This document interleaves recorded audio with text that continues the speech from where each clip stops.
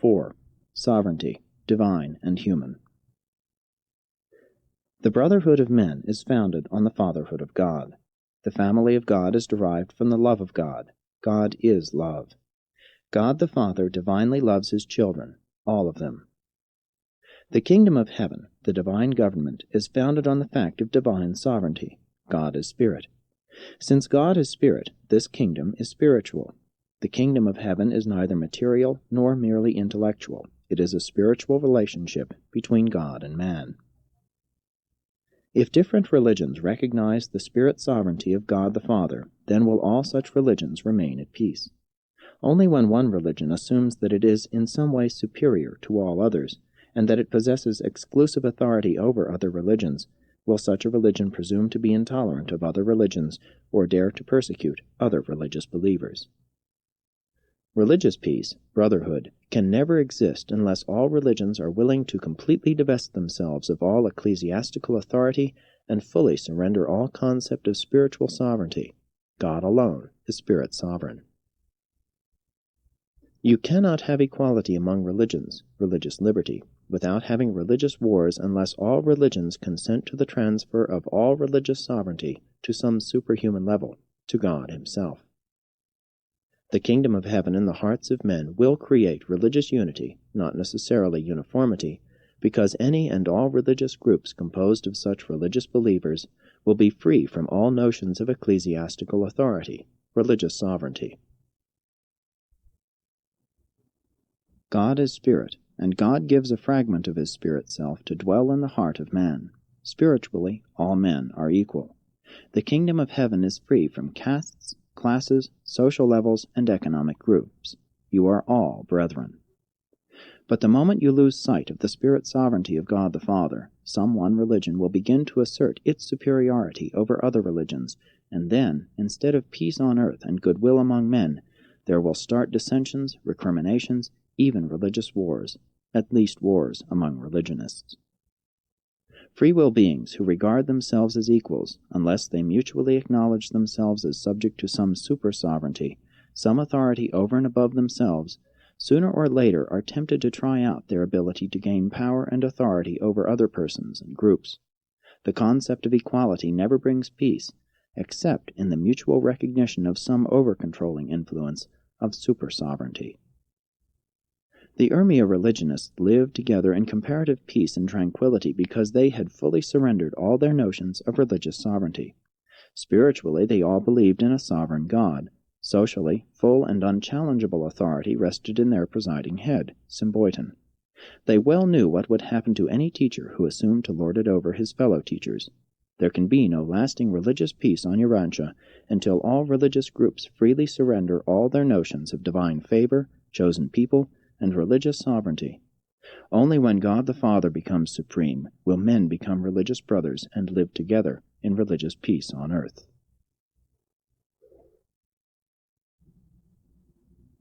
5. Political sovereignty. While the Master's teaching concerning the sovereignty of God is a truth, only complicated by the subsequent appearance of the religion about him among the world's religions, his presentations concerning political sovereignty are vastly complicated by the political evolution of nation life during the last 1900 years and more. In the times of Jesus, there were only two great world powers, the Roman Empire in the west and the Han Empire in the east, and these were widely separated by the Parthian kingdom and other intervening lands of the Caspian and Turkestan regions. We have, therefore, in the following presentation departed more widely from the substance of the Master's teachings at Urmia concerning political sovereignty, at the same time attempting to depict the import of such teachings as they are applicable to the peculiarly critical stage of the evolution of political sovereignty in the 20th century after Christ. War on Urantia will never end so long as nations cling to the elusive notions of unlimited national sovereignty. There are only two levels of relative sovereignty on an inhabited world: the spiritual free will of the individual mortal and the collective sovereignty of mankind as a whole. Between the level of the individual human being and the level of the total of mankind, all groupings and associations are relative, transitory, and of value only insofar as they enhance the welfare, well-being, and progress of the individual and the planetary grand total, man and mankind. Religious teachers must always remember that the spiritual sovereignty of God overrides all intervening and intermediate spiritual loyalties. Someday civil rulers will learn that the Most Highs rule in the kingdoms of men. This rule of the Most Highs in the kingdoms of men is not for the especial benefit of any especially favored group of mortals. There is no such thing as a chosen people.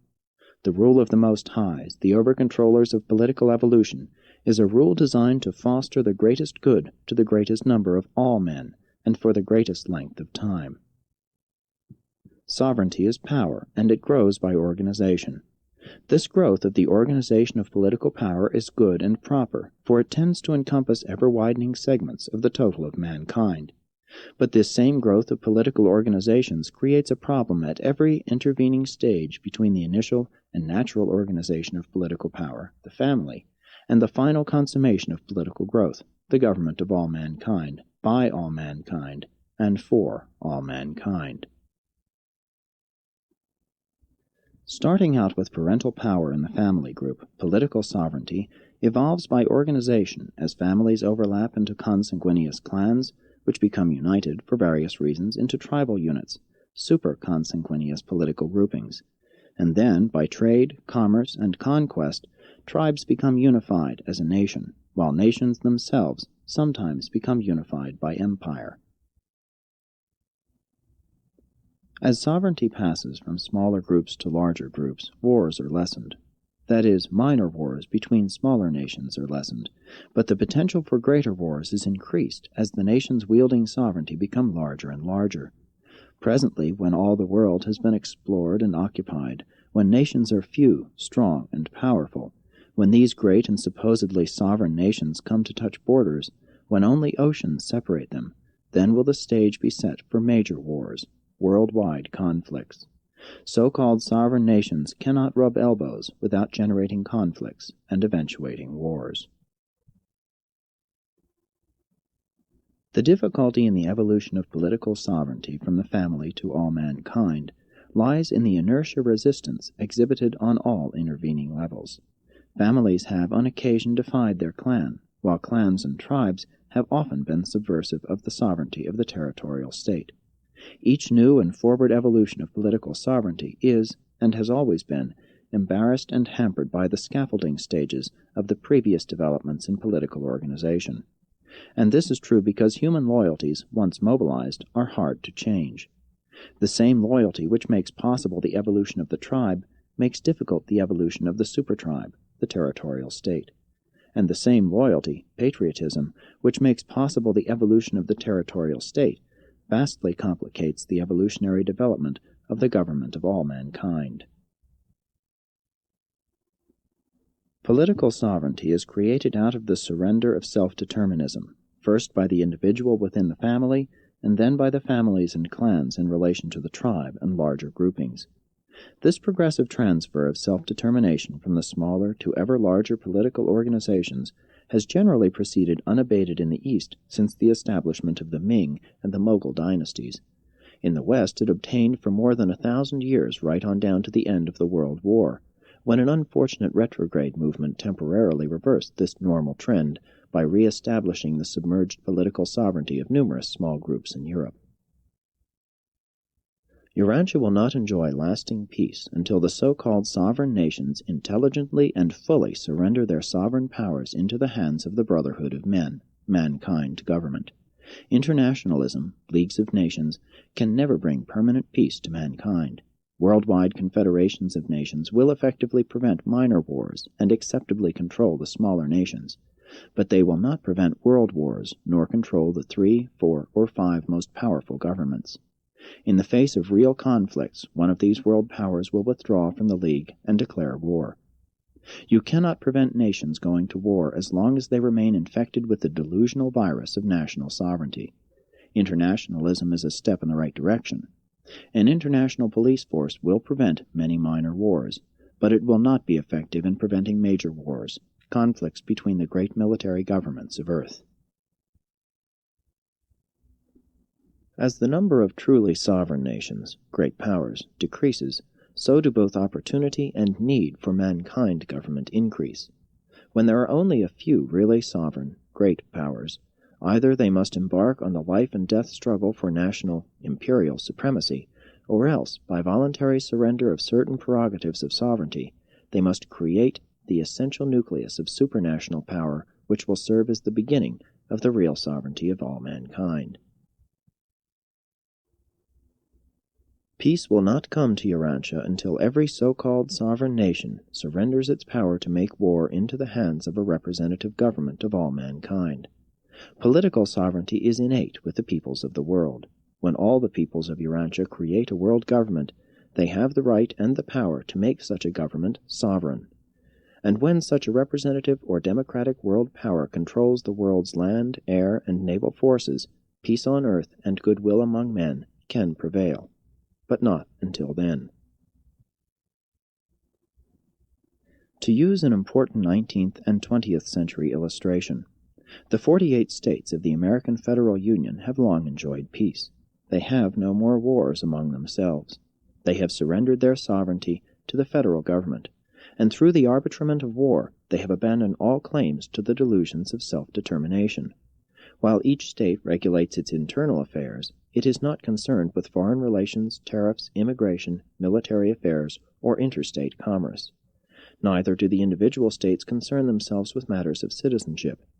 The 48 states suffer the ravages of war only when the federal government's sovereignty is in some way jeopardized. These 48 states, having abandoned the twin sophistries of sovereignty and self-determination, enjoy interstate peace and tranquility. So will the nations of Urantia begin to enjoy peace when they freely surrender their respective sovereignties into the hands of a global government, the sovereignty of the brotherhood of men.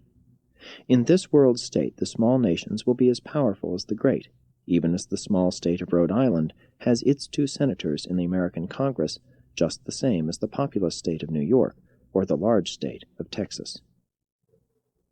The limited state sovereignty of these 48 states was created by men and for men. The superstate national sovereignty of the American Federal Union was created by the original 13 of these states for their own benefit and for the benefit of men. Sometime the supranational sovereignty of the planetary government of mankind will be similarly created by nations for their own benefit and for the benefit of all men. Citizens are not born for the benefit of governments. Governments are organizations created and devised for the benefit of men. There can be no end to the evolution of political sovereignty short of the appearance of the government of the sovereignty of all men. All other sovereignties are relative in value, intermediate in meaning, and subordinate in status. With scientific progress, wars are going to become more and more devastating until they become almost racially suicidal.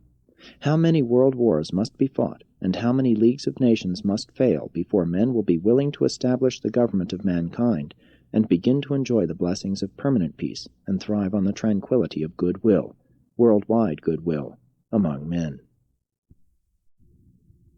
6. Law, liberty, and sovereignty.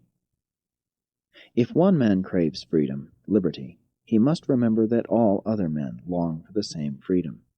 Groups of such liberty-loving mortals cannot live together in peace without becoming subservient to such laws, rules, and regulations as will grant each person the same degree of freedom, while at the same time safeguarding an equal degree of freedom for all of his fellow mortals. If one man is to be absolutely free, then another must become an absolute slave. And the relative nature of freedom is true socially, economically, and politically. Freedom is the gift of civilization made possible by the enforcement of law. Religion makes it spiritually possible to realize the brotherhood of men, but it will require mankind government to regulate the social, economic, and political problems associated with such a goal of human happiness and efficiency. There shall be wars and rumors of wars. Nation will rise against nation, just as long as the world's political sovereignty is divided up and unjustly held by a group of nation-states. England, Scotland, and Wales were always fighting each other until they gave up their respective sovereignties, reposing them in the United Kingdom. Another world war will teach the so-called sovereign nations to form some sort of federation. thus creating the machinery for preventing small wars, wars between the lesser nations. But global wars will go on until the government of mankind is created. Global sovereignty will prevent global wars. Nothing else can. The 48 American free states live together in peace. There are among the citizens of these 48 states all of the various nationalities and races that live in the ever-warring nations of Europe. These Americans represent almost all the religions and religious sects and cults of the whole wide world, and yet here in North America they live together in peace. And all this is made possible because these 48 states have surrendered their sovereignty and have abandoned all notions of the supposed rights of self-determination. It is not a question of armaments or disarmament, neither does the question of conscription or voluntary military service enter into these problems of maintaining worldwide peace. If you take every form of modern mechanical armaments and all types of explosives away from strong nations, they will fight with fists, stones, and clubs as long as they cling to their delusions of the divine right of national sovereignty. War is not man's great and terrible disease. War is a symptom, a result. The real disease is the virus of national sovereignty. Urantia nations have not possessed real sovereignty. They never have had a sovereignty which could protect them from the ravages and devastations of world wars. In the creation of the global government of mankind, the nations are not giving up sovereignty so much as they are actually creating a real, bona fide, and lasting world sovereignty which will henceforth be fully able to protect them from all war. Local affairs will be handled by local governments, national affairs by national governments, international affairs will be administered by global government. World peace cannot be maintained by treaties, diplomacy, foreign policies, alliances, balances of power, or any other type of makeshift juggling with the sovereignties of nationalism. World law must come into being and must be enforced by world government, the sovereignty of all mankind. The individual will enjoy far more liberty under world government. Today, the citizens of the great powers are taxed, regulated, and controlled almost oppressively, and much of this present interference with individual liberties will vanish when the national governments are willing to trustee their sovereignty as regards international affairs into the hands of global government. Under global government, the national groups will be afforded a real opportunity to realize and enjoy the personal liberties of genuine democracy. The fallacy of self-determination will be ended. With global regulation of money and trade will come the new era of worldwide peace. Soon may a global language evolve, and there will be at least some hope of sometime having a global religion, or religions with a global viewpoint. Collective security will never afford peace until the collectivity includes all mankind. The political sovereignty of representative mankind government will bring lasting peace on earth, and the spiritual brotherhood of man will forever ensure goodwill among all men. And there is no other way whereby peace on earth and goodwill among men can be realized. After the death of Symboiton, his sons encountered great difficulties in maintaining a peaceful faculty. The repercussions of Jesus' teachings would have been much greater if the later Christian teachers who joined the Urmia faculty had exhibited more wisdom and exercised more tolerance. Symboiton's eldest son had appealed to Abner at Philadelphia for help, but Abner's choice of teachers was most unfortunate in that they turned out to be unyielding and uncompromising. These teachers sought to make their religion dominant over the other beliefs. They never suspected that the oft-referred-to lectures of the caravan conductor had been delivered by Jesus himself.